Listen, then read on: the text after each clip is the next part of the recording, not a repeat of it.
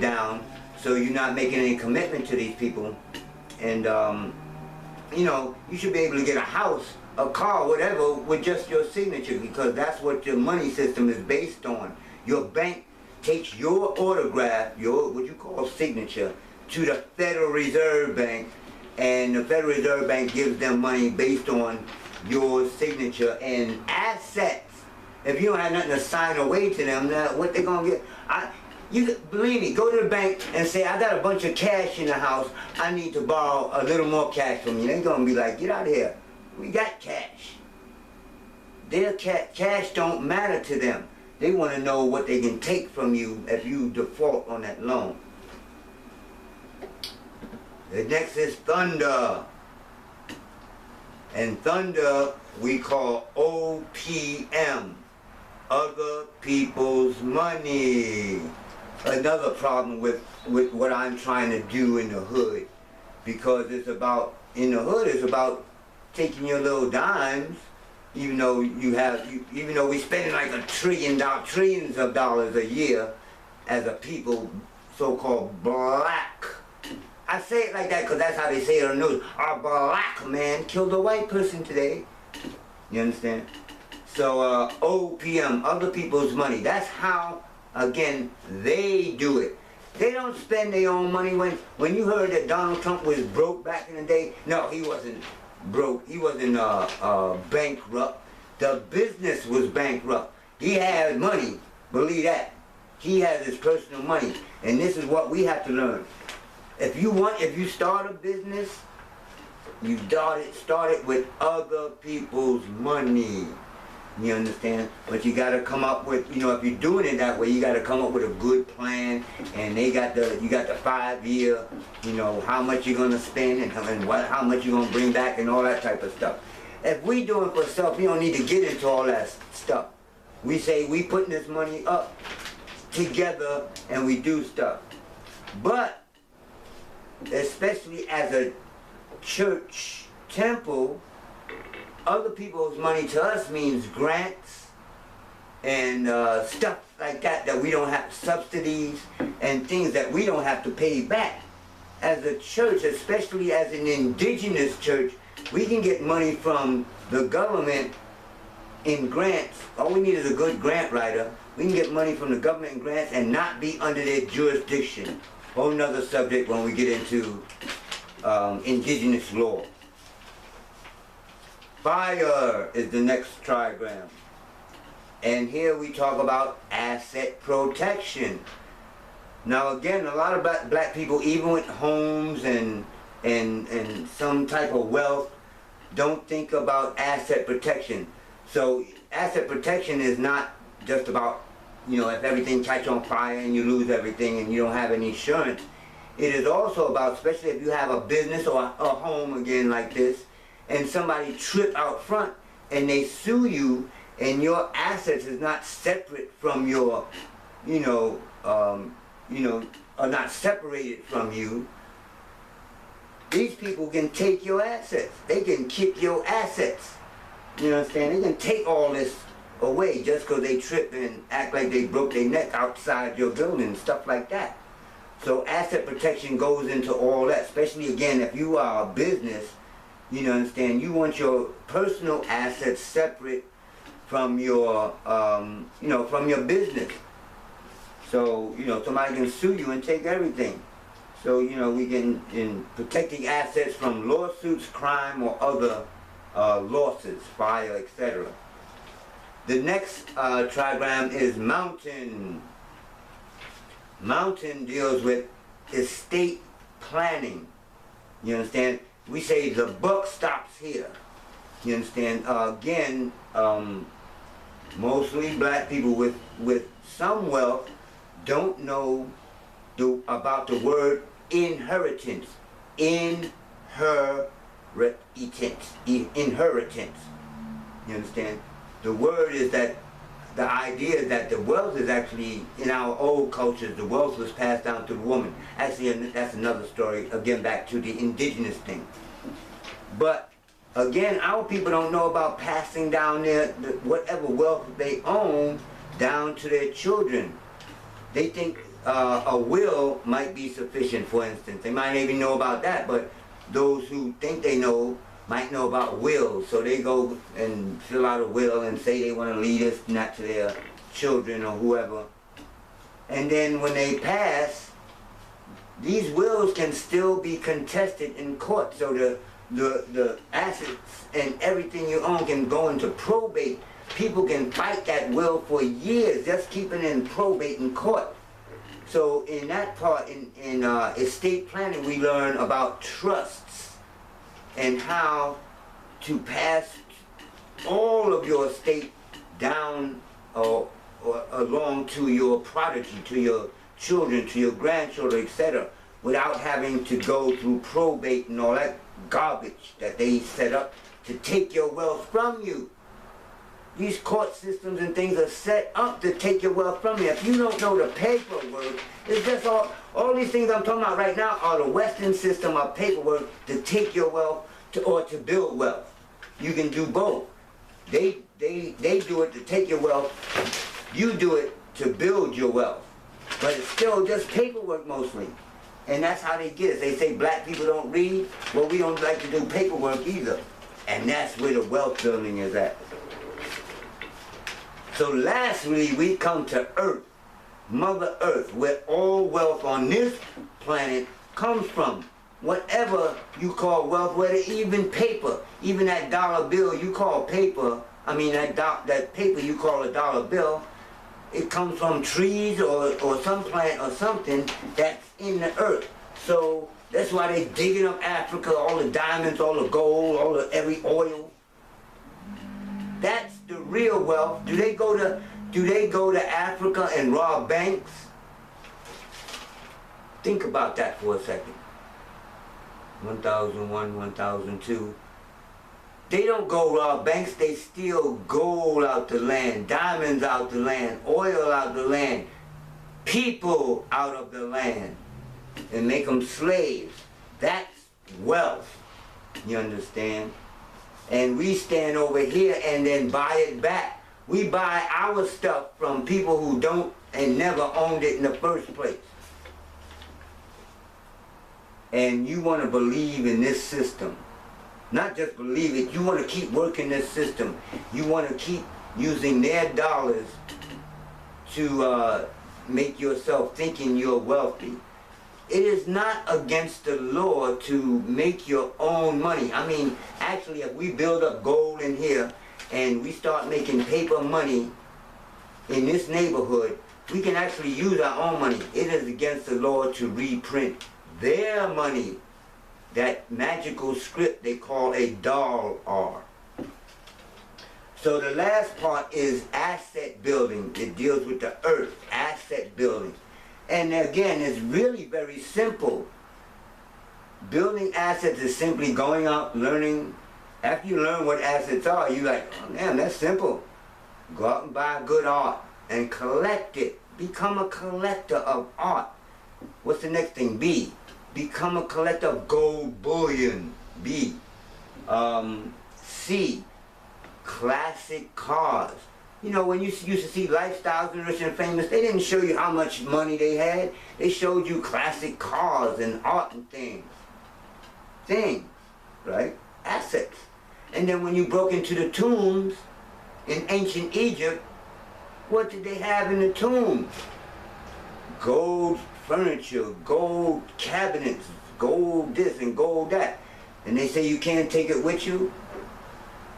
Well, from the ancient Egyptians, I know something different because everything has a car. Whole nother story. A car is the double of the thing. Like we have a double, a car, a aura even, if you want to, something like the aura. But so do things. Things radiate their energy opposite. So that gets into a whole nother thing. But anyway, collecting assets is ways to collect assets where you're building wealth but not taking a whole lot of money out of your pocket. For instance, I'm telling you some secrets right here of our system. This is like one of the biggest secrets. Going to estate auctions. Ooh, yes, that's a big secret for us poor people to build wealth. You go to an estate auction and say, for instance, a diamond ring, they trying to get rid of the stuff. They trying to sell it off. So a diamond ring might be, say, worth $3,000. You may get it for half of that, $1,500, right? Now you go have it appraised at $3,000, whatever, and then you put that in your asset portfolio.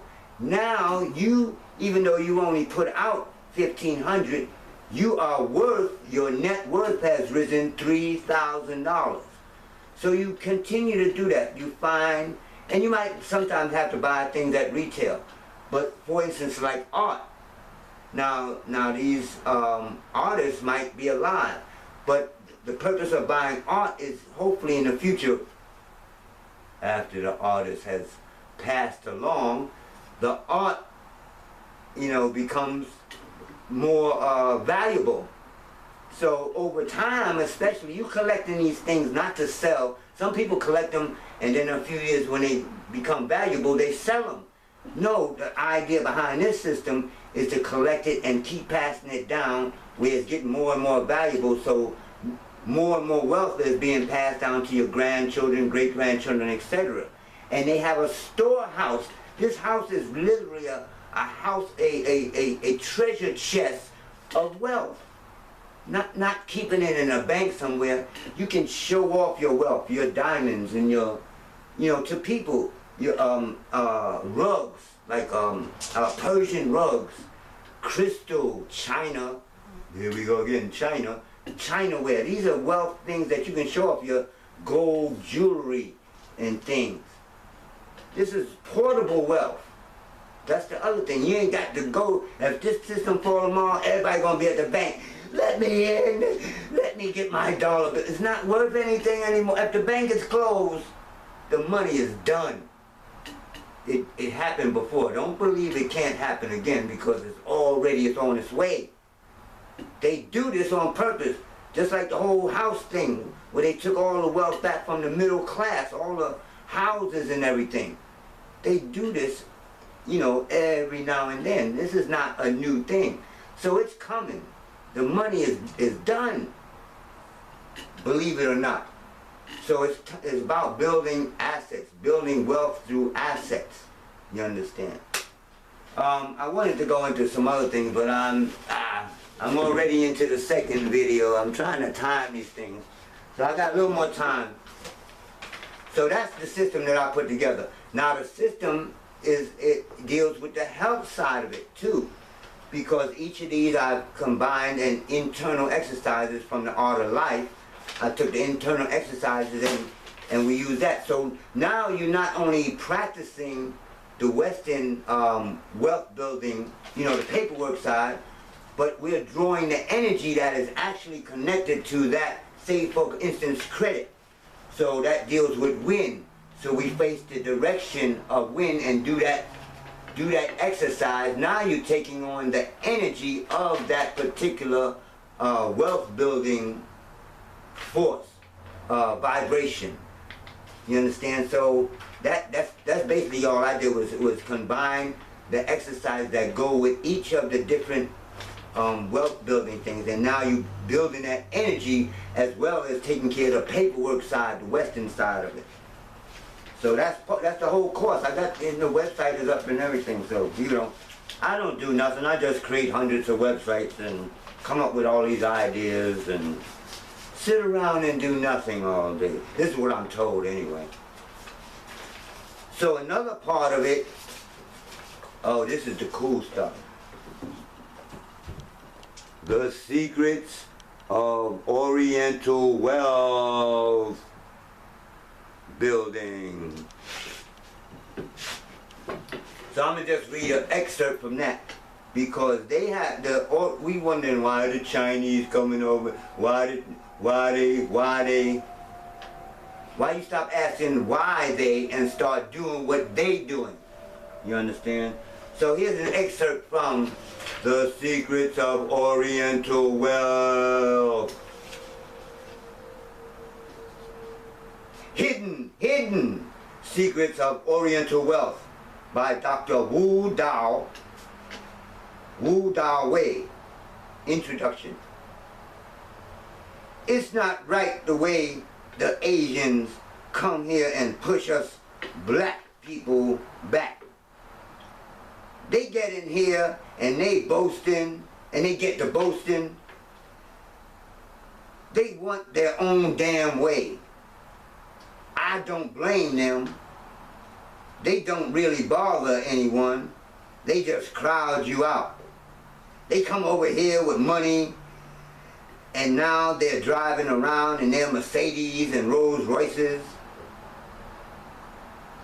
It used to be that you hated Mexicans. Now blacks hate the Asians because, like the Mexicans, Asians got to step over us on their climb upward. The system we live in profits from division and conflict between the lower classes. It is the classic cycle of oppression. One group is down so low, and then they are manipulated into believing the group next to them is to blame. The real source of the problem is that our bankrupt American economic policies have made sure that poverty is built right into the system. The scapegoating that goes on here, blacks blaming Asians, whites blaming Asians, Asians blaming blacks and Hispanics, is no accident. And then I'm going to go to the prologue. There has never been a time when any people has been without wise counsel and spiritual guidance.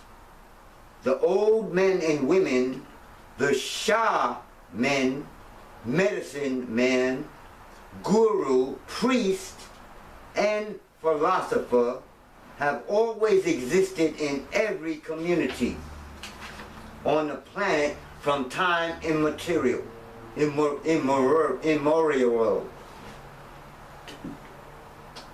To the present.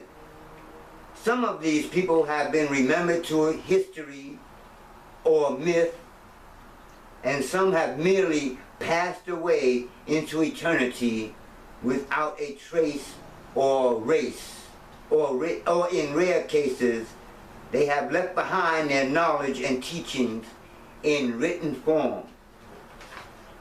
So this book that's part of this course, goes into how the Orientals think about building wealth. And the first thing they deal with is called the 7 essentials of life. And they are air, water, food, clothing, shelter, spouse, and children. So they're like, oh, those things sound pretty easy. Air, I can make children, yeah, we can do that. Water, But the idea is that they go into how these things are real wealth, like I've been saying, food and water and land and all that type of stuff. So that's the, I haven't even told you, the course is called Taonomics. So we have Tai Chi Bo, my Kung Fu boxing system, the art of life or Tao life, I call it the fountain of youth, and beauty, science of immortality, meditation, internal exercises, diet, 5-element diet, herbal tonics, etc., sexual kung fu, and also lastly, Taonomics, the way of wealth and health, because it's combined. If you don't have health, you don't have wealth. So, like the dude y'all call Jesus said, it is easier for a camel to fit through the eye of a needle than it is for a rich man to get into the kingdom of heaven. What does that mean?